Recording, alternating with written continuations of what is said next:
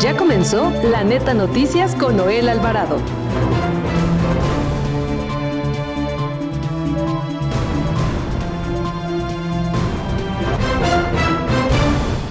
Israel Vallarta, presunto líder del grupo delictivo Los Zodiaco, fue puesto en libertad del penal de máxima seguridad del Altiplano, localizado en Almoloya de Juárez, en el Estado de México.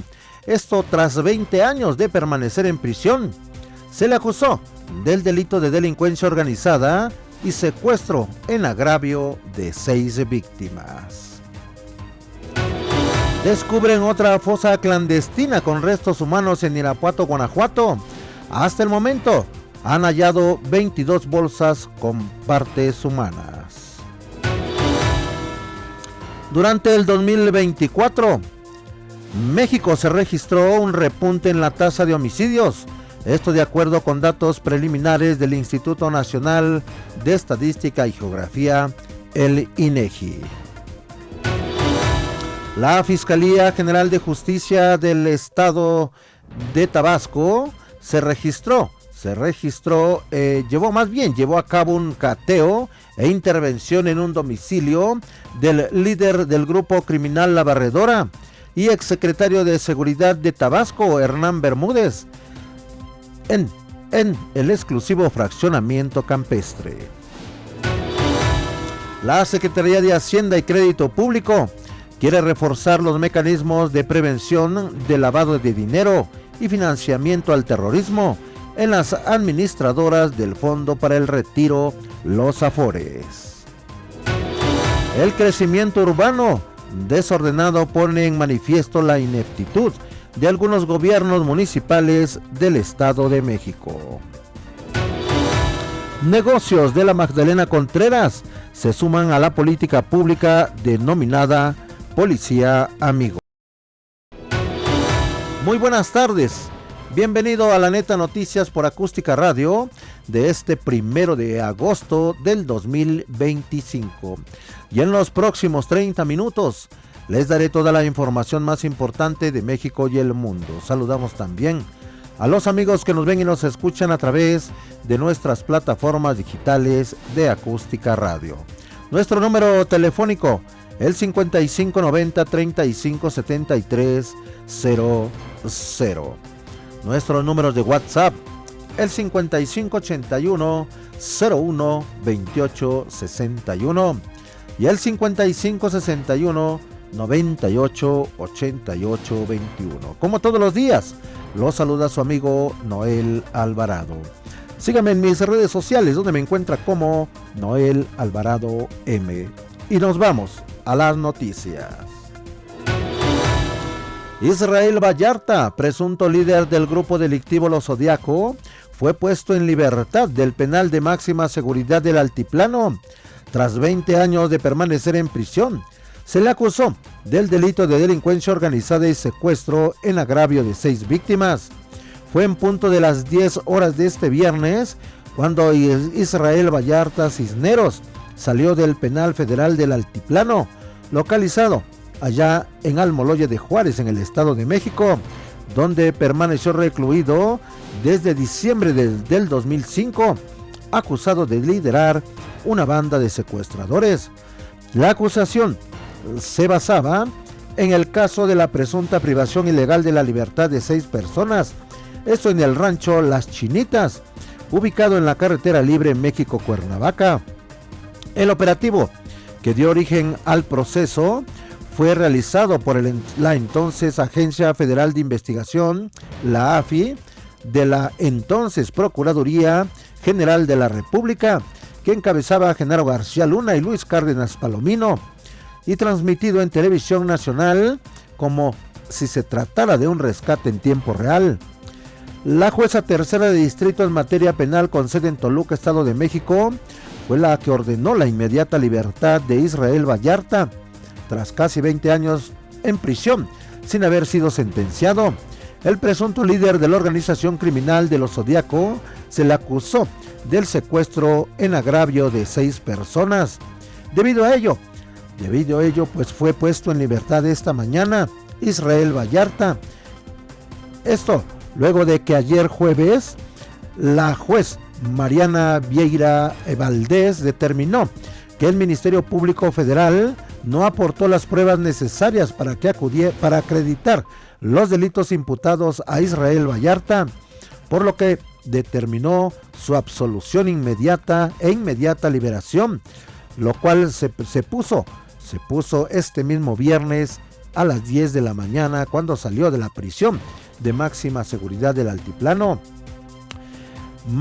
Mary Sáenz, esposa de Israel Vallarta, confirmó la absolución de Israel, misma que estuvo atenta a la actualización de la impartidora de justicia, que lo llevó a hacer visible el caso con diversas protestas, e incluso el tema llegó a la mañanera con el entonces presidente Andrés Manuel López Obrador, quien en más de una ocasión se pronunció al respecto. López Obrador hizo pública su decisión de indultar a Israel Vallarta. Sin embargo, acusó irregularidades en el Poder Judicial, ya que en todo este tiempo ningún juez lo había sentenciado, lo cual le imposibilitaba realizar este proceso para que con ello abrir la puerta a su liberación.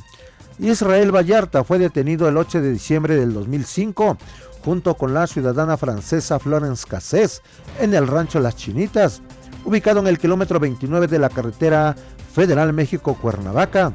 La entonces Agencia Federal de Investigación, hoy extinta a cargo de Genaro García Luna, actualmente determinó que en Estados Unidos, actualmente detenido en Estados Unidos por sus vínculos con el cártel de Sinaloa e implicado en realizar un montaje sobre la captura de ambos y difundirla en medios de comunicación.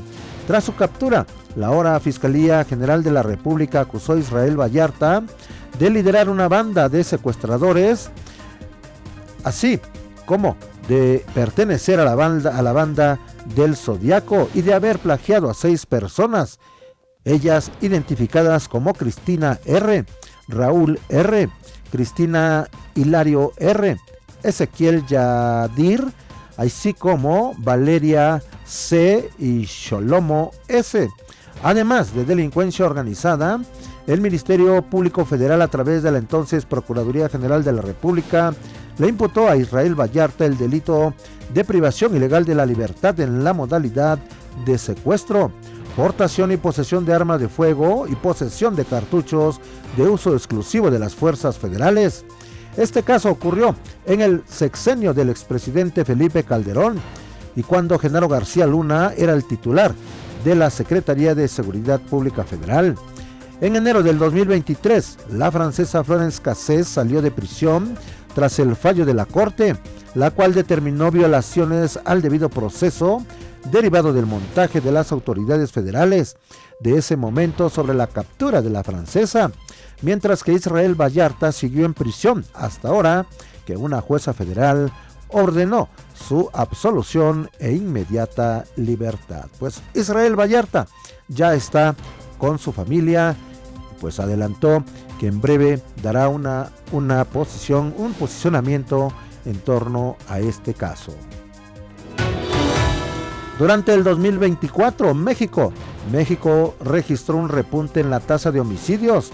De acuerdo con datos preliminares del Instituto Nacional de Estadística y Geografía, el INEGI, el país alcanzó una tasa nacional de 25.6 homicidios por cada 100,000 habitantes, un incremento respecto a la tasa definitiva del 2023, que fue de 24.9%. Según los datos preliminares del INEGI, en el 2024 se contabilizaron 33.241 presuntos homicidios en el año, lo que representó un repunte en la violencia letal en el país, luego de 3 años consecutivos, desde el 2021, con ese registro a la baja. Este repunte del INEGI se basa en los registros de defunciones por agresión captados por oficialías del registro civil, servicios médicos forenses y agencias del Ministerio Público. El informe revela que entre entidades federativas con altos índices delictivos se encuentran Sinaloa, por ejemplo, que presentó un aumento en homicidios al pasar de 653 casos en el 2023 a 1032 en el 2024, lo que implicó un salto en la tasa de asesinatos de 21 a 33 homicidios por cada 100,000 habitantes. Este incremento interanual rompió la tendencia a la baja que se había observado en la entidad desde el 2018 y podría responder a la crisis de seguridad que se vive en Sinaloa, derivada de la guerra interna entre las facciones del Cártel del Pacífico tras la presunta traición de los Chapitos contra Ismael El Mayo Zambada, que habría derivado de su detención por agentes del FBI en Estados Unidos. Descubren otra fosa clandestina con restos humanos en Irapuato, Guanajuato. Hasta el momento han localizado 22 bolsas con partes humanas. La fosa clandestina hallada en una finca de la comunidad La Carrera en Irapuato podría ser más grande de lo que se creía. Los elementos de la Fiscalía General de Justicia del Estado ingresaron este viernes con maquinaria como retroexcavadoras para buscar más profundo bajo el duelo de este inmueble. La finca, ubicada en las calles de Galeana y Felipe Ángeles, en esta comunidad, ubicada al norte del territorio irapuatense, albergó muchos negocios, entre ellos una forrajera, mientras la población pensaba que dentro llevaban a cabo trabajo honesto. La realidad era otra, pues ahí llevaban cuerpos para desmembrarse y enterrarlos. Aunque la Fiscalía General del Estado de Guanajuato no ha dado a conocer una cifra preliminar de víctimas, los vecinos de la zona contaron al menos 22 bolsas, de los cuales extrajeron del agujero y pusieron en unidades de traslado de indicios, y se cree que las víctimas podrían ser al menos 20. Sin embargo, este dato no se ha corroborado por las autoridades. Cabe mencionar que en casi todos los hallazgos de fosas clandestinas en la zona, la mecánica de hechos es que los cuerpos son fragmentados, envueltos en plástico para emplayar bolsas y luego son enterrados. Sin embargo, en fosas más grandes también han localizado algunos restos sin emplayar. Aún así, solo tras los análisis a cargo de la Fiscalía General de Justicia del Estado. Mire, también le informo que la Fiscalía General del Estado de Tabasco llevó a cabo un cateo e intervención de un domicilio del líder del grupo criminal La Barredora y exsecretario de Seguridad de Tabasco, Hernán Bermúdez. Esto fue en el exclusivo fraccionamiento campestre. Entrevistado en el marco de la gira de las jornadas de atención al pueblo del gobernador Javier May Rodríguez en Macuspana, aunque el fiscal general Óscar Tonatiu Vázquez Landero se abstuvo de confirmar explícitamente que la propiedad pertenece al exsecretario de Seguridad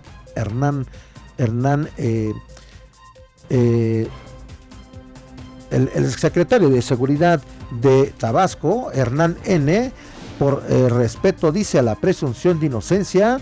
Los detalles proporcionados apuntan a la residencia del exfuncionario. Vázquez Landero precisó que el cateo en el campestre se realizó con la finalidad de buscar personas, objetos, documentos que nos dice que nos ayuden a la investigación que la Fiscalía General de Justicia del Estado está llevando a cabo. Sin embargo, no hubo detenidos, ya que el inmueble se encontraba abandonado. El crecimiento urbano desordenado pone en manifiesto la ineptitud de algunos gobiernos municipales del Estado de México. La información con Alejandro César Vázquez. ¿Qué tal, auditorio de La Neta Noticias? Maestro Noel Alvarado te saluda a ti, a todo el auditorio que nos sintoniza a través de la gran cadena acústica radio en todo el país. Y las últimas inundaciones en lo que es la vía López Portillo, que converge con los municipios de Ecatepec de Morelos, Coacalco, Tultitlán, ha puesto de manifiesto la ineptitud de los gobiernos municipales y también del mismo gobierno del Estado de México. como parte de la crónica, tenemos que estas intensas lluvias han generado anegaciones y complican la movilidad de estos municipios y que ha sido una de las más afectadas en acumulación de agua, inclusive no solamente pluvial, sino residual. Las inundaciones en la vía López Portillo han generado tráfico lento, afectaciones en varias zonas, incluyendo la Plaza Coacalco, la vía Morelos, con el entronque con esta vialidad importante, asimismo a la altura de Guadalupe Victoria, Fobiste en ambos sentidos, y en el cruce, pues también de los que conocemos como la bandera, que es Tultitlán. Así que la Comisión de Aguas del Estado de México, CAEM, y elementos de seguridad pública han tratado de atender la emergencia. Sin embargo, aquí es un problema más de fondo e inclusive de antaño, en donde no le han querido invertir sobre todo la infraestructura hidráulica y ni tampoco eh, tener la asesoría de especialistas en el tema. Y así podemos reportar desde el 9 de mayo del 25, que se reportaron inundaciones en la vía López Portillo, especialmente en el tramo frente a Plaza Coacalco. El 11 de junio se presentaron afectaciones viales también en gran parte de la vía López Portillo, así como el pasado 18 de agosto de el año pasado se reportaron inundaciones considerables, y es parte de lo que se evidencia de la ineptitud y también quizás hasta corrupción, ya que prefieren hacer otras obras que realmente atender los problemas severos de las inundaciones. En nuestro informe, muy buenas tardes. Buenas tardes al amigo Alejandro César Vázquez. Y nos vamos con el reporte policiaco con Antonio de Marcelo. Escuchemos. Estimado Noel, te saludo con gusto esta lluviosa tarde, y es que es importante comentar primero que nada la liberación de Israel Vallarta, quien ha sido liberado luego de 19 años encarcelado y sin sentencia, tras que fue detenido en diciembre de 2005 junto a la ciudadana francesa Florence Cassé. La liberación de Vallarta ocurre luego de que la jueza tercera de distrito en materia penal de Toluca, Mariana Vieira, determinó que la Fiscalía General de la República no probó la plena responsabilidad del acusado en los delitos que se le imputaban. Por otro lado, pues te comento que autoridades locales y federales ejecutaron 2 órdenes de cateo en la alcaldía Iztapalapa, donde aseguraron dosis de posible cocaína, metanfetamina y marihuana. Además, detuvieron a 8 personas. En notas del Estado de México, agentes de la Fiscalía General de Justicia de esa entidad detuvieron en cumplimiento de una orden de aprehensión a Víctor Ismael N., quien es señalado por su probable intervención en el delito de homicidio calificado en contra de un hombre. Los hechos ocurrieron en enero de 2019. Y en notas de la República, la residencia del exsecretario de Seguridad y Protección Ciudadana de Tabasco, Hernán Bermúdez Requena, hoy prófugo de la justicia, fue cateada y asegurada la noche de este jueves. En Tuxtla Gutiérrez, Chiapas, un hombre fue detenido al trasladar una moto como parte de un flete, ya que esta resultó robada. En la autopista Nuevo Teapa, en Veracruz, madre e hija mueren en aparatoso accidente durante la madrugada de ayer. En el mismo estado, 2 jóvenes originarios de Huatusco perdieron la vida al ahogarse en una laguna de la comunidad de Peregrina. Y finalmente se da a conocer que era del municipio de Nogales la joven encontrada sin vida en Tecamalucan, quien estaba reportada como desaparecida desde el pasado 25 de julio. Como siempre, te indico que esta información la pueden ampliar en mis sitios de noticias de reporteros.com y metronoticias.mx. El reporte esta tarde, Noel. Gracias, estimado Toño. Y mire, esta tarde tenemos en la línea telefónica a la doctora Abril Castrillo Sanchum.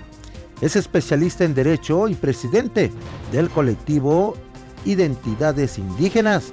Doctora Abril, buenas tardes. Bienvenida a La Neta Noticias por Acústica Radio. Buenas tardes, Noel. Noel, ¿cómo estás? Un gusto estar contigo. Pues platíquenos, doctora Abril, cómo está el tema de los megaproyectos urbanos contra derechos colectivos y el impacto diferenciado en mujeres guardianes del territorio. Pues te comento un poco. Creo que uno de los más grandes conflictos es la visión que tiene el mundo occidental respecto a los megaproyectos. Los megaproyectos, como bien sabes, son todas estas obras de infraestructura urbana enormes, como el Tren Maya, como algunos megaproyectos que se hacen incluso en la Ciudad de México y que invaden pueblos originarios que son para plazas comerciales, hidroeléctricas, etcétera.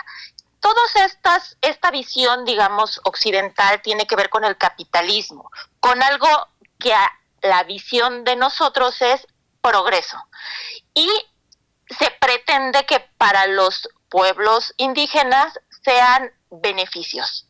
Sin embargo, más allá de ser beneficios, en realidad son afectados por estas obras. ¿Por qué? Porque las hidroeléctricas, las supercarreteras, los proyectos turísticos, los parques industriales, todos estos emprendimientos lo que hacen es justamente romper esa cohesión social que ellos tienen.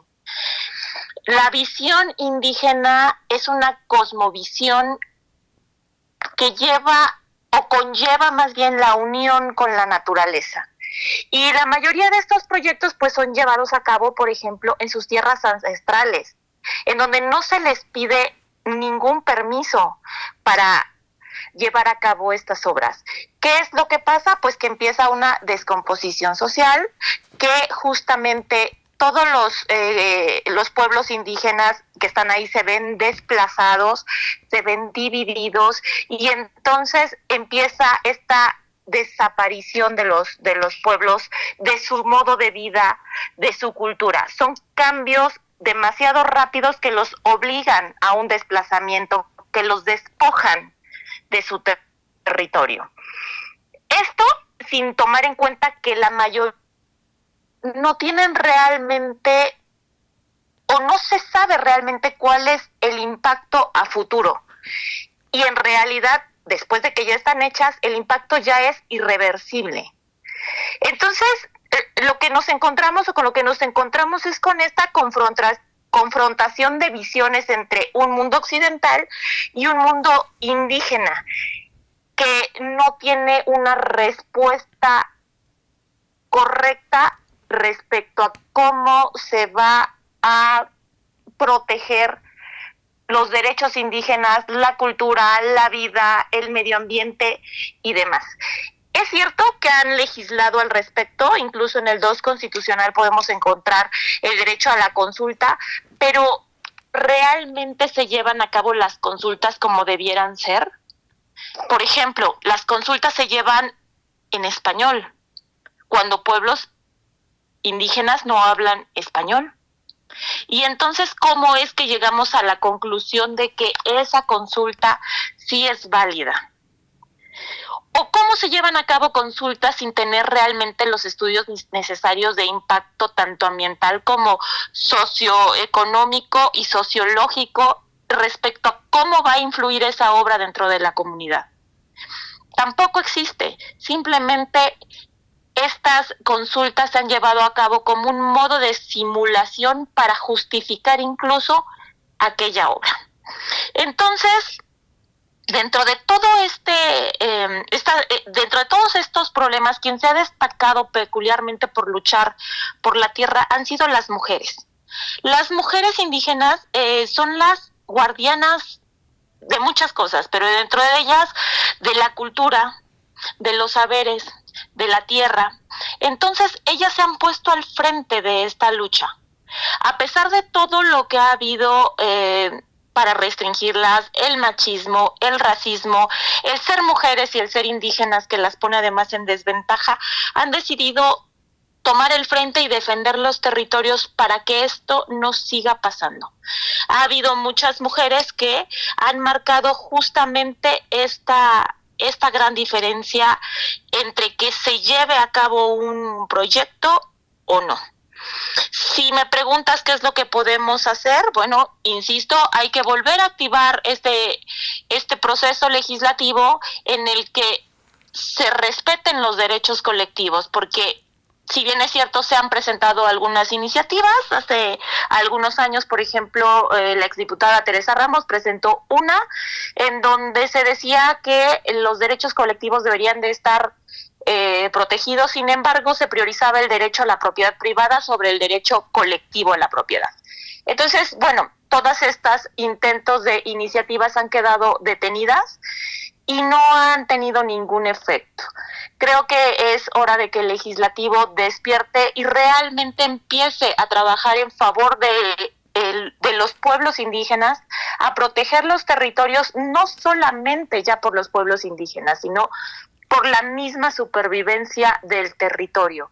Los daños al medio ambiente han sido demasiado extensos y si hay alguien que sabe cuidarlos es justamente quien tiene esa conexión con la naturaleza, esa conexión con la tierra. Y los indígenas, y en particular las mujeres, tienen esta conexión que las lleva a cuidarla, a protegerla y a que no se pierda toda esta belleza natural que justamente es la que soporta todo un ecosistema. Entonces, pues, ahora sí que la invitación es a el poder legislativo justamente a que se active, a que realmente proteja estos derechos. Es muy común que se diga, por ejemplo, la propiedad de los pueblos indígenas, sus territorios, pero lo cierto es que no hay nada que sustente el hecho de que realmente son sus territorios. Entonces las decisiones que el Estado toma sobre esas tierras tienen que ser acatadas, y cuando ellos quieren defender la tierra o ellas quieren defenderla, no pueden, porque no existe un documento que les permita a ellos decir que esas tierras, aunque las han cuidado por siglos, son de ellos. Entonces me parece que hay no solamente que ponerlo sobre un papel de manera velada, no solamente reconocerlo en una constitución de manera velada, sino reconocerlo puntualmente, en donde no haya un escape a un reconocimiento de la propiedad de los pueblos indígenas sobre su territorio. Porque hasta el momento, y si lo vemos desde un punto de vista jurídico y totalmente técnico, los que llaman territorios de los pueblos indígenas no son sus territorios, ya que no existe un título de propiedad o un decreto que les dé a ellos el poder de decisión sobre esas tierras que tantos años han cuidado y que gracias a ellos aún en muchas circunstancias se han preservado. Y también hay que tener en cuenta que no solamente lo económico o lo turístico es lo que vale la pena, o lo capitalista es lo que vale la pena. Hay que tener otro tipo de visión y hay que aprender a respetar esta visión cosmogónica que tienen los pueblos indígenas respecto a que la tierra y ellos son uno solo. Y pues, a grandes rasgos, esto es lo que se vive día a día, tanto en despojos en la Ciudad de México como en despojos en todo el país, en donde las tierras que deberían pertenecerles están siendo poco a poco minadas por aquellas industrias extractivistas o simple y sencillamente por proyectos turísticos. Doctor Abril, pues vamos a estar atentos a este grave problema, pues en el territorio, todo el territorio mexicano, sobre todo en las comunidades indígenas, Guerrero, Chiapas, el Estado de México y aquí en la propia Ciudad de México, en las alcaldías como Xochimilco y Milpalta, donde pues existe este grave problema. Doctor Abril Castrillo, pues vamos a estar atentos y pues vamos a seguir platicando con usted la próxima semana. Gracias, doctor Abril.